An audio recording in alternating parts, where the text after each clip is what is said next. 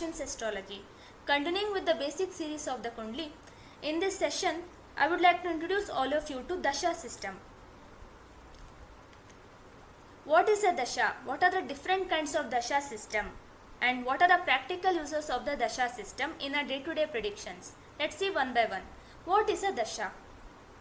We all know when an individual is born, based on date of birth, time of birth and place of birth, a Kundli or a horoscope is prepared. Based on the planetary positions, planetary conjunctions, planetary aspects and various other factors, we will determine what are the promises present in the horoscope and to which areas of life. It could be for education, career, finances, marriage, progeny, health and whatsoever it is. It could be either good or it could be bad as well. But when will this promise be fructified? When will these promises convert into events or milestones in the native's life? This can be determined only on the basis of Dasha system. Dasha is the specific time period which converts the promises in the horoscopes and makes it reach the fructification stage. So let's analyze what are the different types of Dasha system and what are the parameters associated with that. Let's begin with Vimshottari Dasha. This is the most used and most preferred Dasha by all the astrologers. This is a nakshatra based Dasha, that is based on the Janma nakshatra, where moon is located in the horoscope. This will be decided. In Sanskrit, Vimshottari means 120. So this is the Dasha with the span of 120 years. This is a very popular Dasha because in Kali Yuga, lifespan of a native is max to max 120 years, and that's why this is considered as the most apt Dasha, and also based on many researchers, this has given more accurate predictions than other different types of Dasha system. Let's see what are the parameters associated with it and how do we determine that. So as soon as an individual is born, even the Dasha system also is started. It is like a clock ticking day by day. We know from the nakshatra session that every planet, that is all the 9 planets, have 3 nakshatras each under their rulership. And based on the Janma nakshatra, we will determine how many years of Dasha and which Dasha would be there at the time of birth. Suppose, as you can see on the screen, Sun will be there for 6 years, Moon 10, Mars 7, like that, up to Venus 20 years. And this will keep repeating if a person lives above 120 years. But that is very rare and not recorded. So, suppose if a person is born in any of the Saturn's nakshatra, that is Pushya nakshatra, Anuradha nakshatra or Uttra Bhadrapad nakshatra, it will go on in the same order. So at the time of birth, the person will have Saturn Dasha, and the next it will be Mercury, Ketu, Venus, and next it will come to Sun, Moon, Mars, like that. But the person will not have complete 19 years at the time of birth.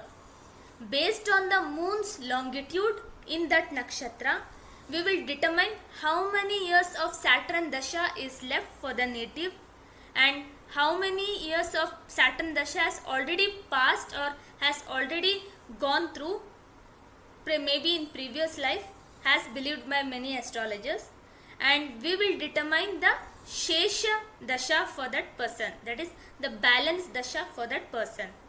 Suppose a person is born in Pushya nakshatra, second quarter, at the end of it. We know that a nakshatra span is 13 degree 20 minutes. And for Pushya nakshatra, the span is from 3 degree 20 minutes to 16 degree 40 minutes in Cancer Rashi.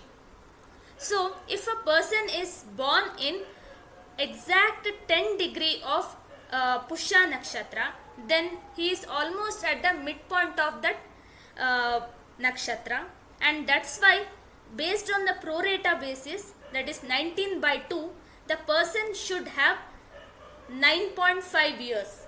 of Dasha left at the time of birth. So 9.5 is already passed through and only 9.5 is left at the time of birth. So from 0th year to 9.5 year, that native will have Saturn Mahadasha. Okay, and next Mercury Mahadasha will start. As soon as the native is aged 9.5 years, Saturn Dasha ends and Mercury Dasha starts, and this will be there for 17 years. So 17 plus 9.5, which will be around 26.5 years, and till this age Mercury Dasha will be there, and next comes Ketu Dasha, next Venus Dasha, next Sun, Moon, like this. It will go on in the same order. This is the Mahadasha structure, and in every Mahadasha there will be 4 sub-periods, that is Mahadasha, Antardasha, Pratyantar Dasha, Sukshma Dasha and Prana Dasha. In Saturn Mahadasha, the first Antardasha will be Saturn Antardasha when full 19 years is there, and in Saturn Antardasha, the first Antardasha or the Pratyantar Dasha will be Saturn Pratyantar Dasha. So in every Mahadasha, the same planets Antardasha, Pratyantar Dasha, Sukshma Dasha and Prana Dasha will be the first one. Then based on the prorata basis and as per the calculations, we will have the different planets Antardasha, Pratyantar Dasha, Sukshma Dasha and Prana Dasha. Mahadasha will be in years, Antardasha could be in years or in months, Pratyantar Dasha will be in months or sometimes in days as well, and Sukshma Dasha will be in days and Prana Dasha will be in hours or minutes. So this is all about Vimshottari Dasha. When we take up the horoscope, I think you will have a much better picture and much better view on this Vimshottari Dasha. Let's move on to another Dasha system. This is Yogini Dasha.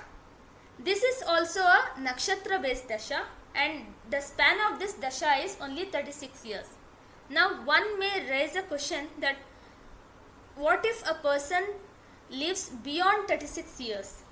Then this pattern of this Dasha will repeat. And what's that pattern? Let's see. It has 9 different yoginis, which is different for different planets. Suppose for moon it is Mangala, for sun it is Pingala, Jupiter, Danya, like that. And every yogini we has different number of years. Except Ketu, all the planets have a yogini, if you observe here. Okay, and this is also based on one benefic, one malefic, one benefic, one malefic. That is one good dasha, then bad dasha, good dasha, bad dasha, good dasha, bad dasha, good dasha, bad dasha. Because we know that Mars and Saturn are malefic planets, and also Rahu, Saturn and Mars are malefic planets. Venus and Jupiter are unconditional benefics. Mercury and Moon, based on their position, conjunction and aspect, they are the benefics. So they are the conditional benefics. And Sun is less malefic and not so benefic. So he comes somewhat at the malefic group only, but he is very less benefic compared to Mars, Saturn and Rahu. So this Yogini Dasha pattern is also designed based on this malefic benefic characteristics. So first we'll have a benefic Dasha, then comes a malefic Dasha, then benefic, malefic, like this. So every planet and yogini will have a different year set, 1, 2, 3, 4, 5, 6, 7, 8. How do we decide which Yogini Dasha was at birth? Like Vimshottari Dasha, this is not purely based on the Janma Nakshatra. We have some calculations. Suppose a person is born in Ashwini Nakshatra, then we treat Ashwini as number 1 Nakshatra, that is there is a count given to each Nakshatra, and 1 plus 3, that is Ashwini Nakshatra number plus 3, it will come to 4. Divided by 8, whatever the remainder we get, that number Dasha will be the first Dasha. So in Ashwini Nakshatra, it will be Brahmari Dasha. Again the same kind of prorata basis is applicable here also. Based on the degree of Ashwini Nakshatra, we calculate how many or how much of Brahmari Dasha is left at the time of birth, and the same procedure. But arriving at which Yogini Dasha is slightly different compared to the other nakshatra based Dasha, that is Vimshottari Dasha. Suppose a person is born in Ashwini, Bharani, Kritika, Rohini and then Mrugashira. So suppose a person is born in Mrugashira nakshatra, which is the 5th nakshatra. So 5 plus 3 is 8. Okay, and 8 divided by 8 is 1 is the quotient and 0 is the remainder. But we have to take 8 only as the remainder, and it will be Sankata Dasha. So for people born in Mrugashira nakshatra, it will be Sankata Dasha at the time of birth. So like this we decide the Yogini Dasha, and we will start preparing the Dasha pattern for that native. So as I mentioned, the benefic Dashas will give benefic results and malefic Dashas will give malefic results, and also in this system also there are sub periods, Antar Dasha, Pratyantar Dasha, like that. In Yogini we max to max see up till Pratyantar Dasha and not so much in depth as well. Next Dasha system is Jaimini Chara Dasha. So in Jaimini Chara Dasha, it is completely based on Rashi based Dasha. So Jaimini school of astrology will have a different kinds of Dasha system compared to the Parashari based system. So here it is based on the Rashi based actually.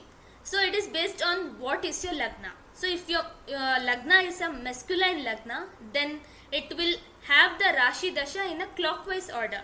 Suppose your Lagna is Leo Lagna, which is a masculine Lagna. How do we determine which is masculine and feminine?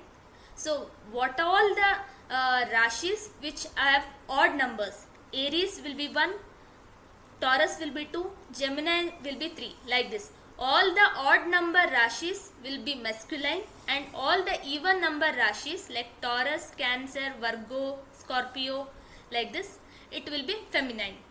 So if the Lagna is masculine like Leo Lagna, the first Dasha will be Leo Dasha, Leo Rashi Dasha. Next comes Virgo Dasha, next comes Libra, Scorpio, like that in the clockwise order.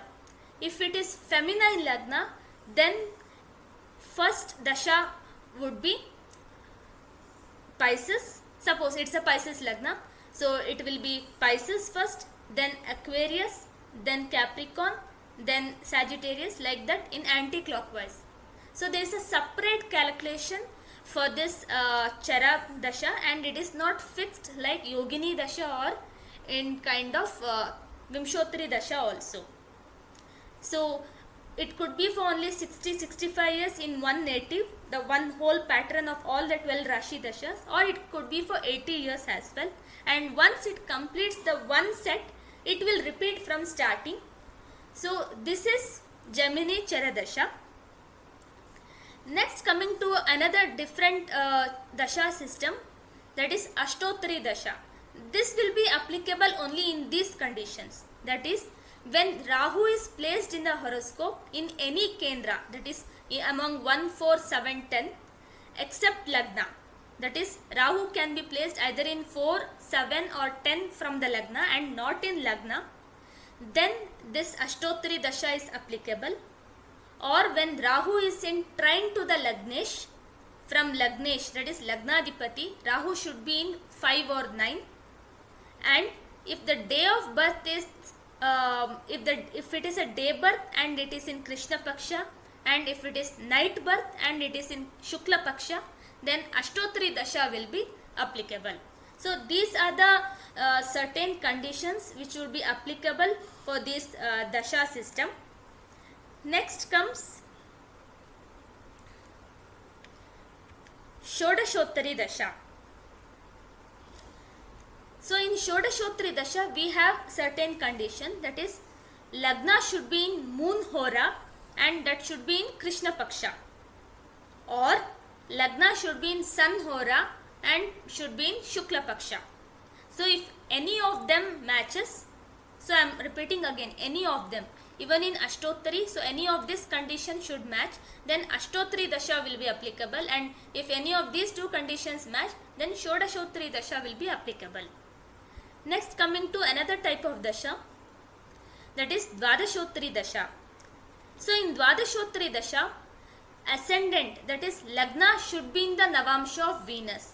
That is, in D9, Lagna should be either in Taurus or in Libra. So what is D9, D10? We will go in depth in a future session. So these are the Varga charts and I will explain in the future session. But for remembrance of this Dasha system, let's assume that if Lagna is Taurus or Libra in Navamsha chart, then Dwadashottari Dasha is applicable.